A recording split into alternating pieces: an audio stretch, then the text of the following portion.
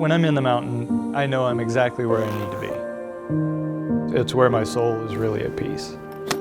It's not necessarily the skiing, but it's what you can see. It's art become manifest.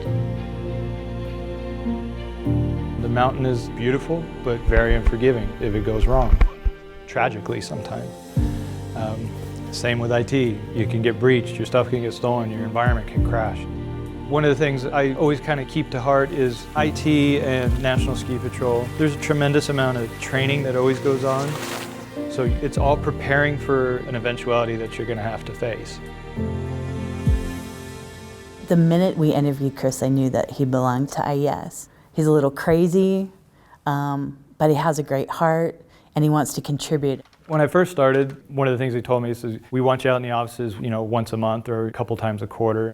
We did have 6 branches spread out 300 and 400 miles apart from each other. Driving from here to Idaho Falls can be a 6-8 hour endeavor sometimes during the winter and very unsafe.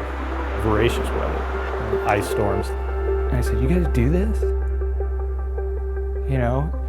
This is crazy. This is not an if, it's a when something bad happens. And I said, I have a solution, and I think it can actually save us money and save us risk. And that was Chromebox for meetings. As soon as that product launched, I was very much paying attention to it, talking to resellers and talking to Google about it. We did not spend money on technology. Dollar signs, that's what went through my head. There's no way. There's no way that that's affordable. It's very hard to get people to move from what they're used to something so new and so different. A lot of it's fear. A lot of it's unfamiliarity. Now, I don't think they could do it without it. We had an ROI within 6 months. My owner was impressed. He wasn't a big technology guy. He now has one in his own home. It's just much more efficient. We can get things done faster, but we haven't lost connecting with people. In fact, I think actually we connect more. It was a huge personal victory for me at that point in time because it was the first thing that I could call my own as far as architecting a solution based off all the needs that they had. They popped up on the 21st, on the date of the ad. Started my career in automotive service. It just wasn't really satisfying. And then 2008, I was kind of forced into making a decision, so I decided to go to school. It was tough going back to college, but actually it was a very liberating time because sometimes when you have absolutely nothing and you're really worrying where your next meal's coming from and if you're gonna have a house or a place to live, everything else is cake. It's a lot of drive for someone at that age, in my opinion, to go back and get that kind of a degree.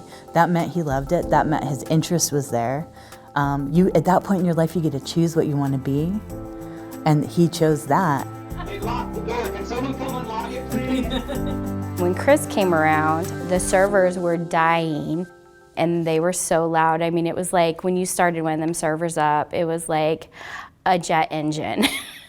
I think the best way for me to describe where we were and where we've come in terms of technology is simply saying we used paper.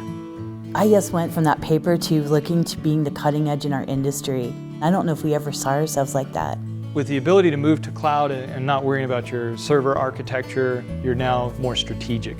And that's the value of, honestly, when you bring people to your company, your vision of who you can be changes because of the value that they can bring to it.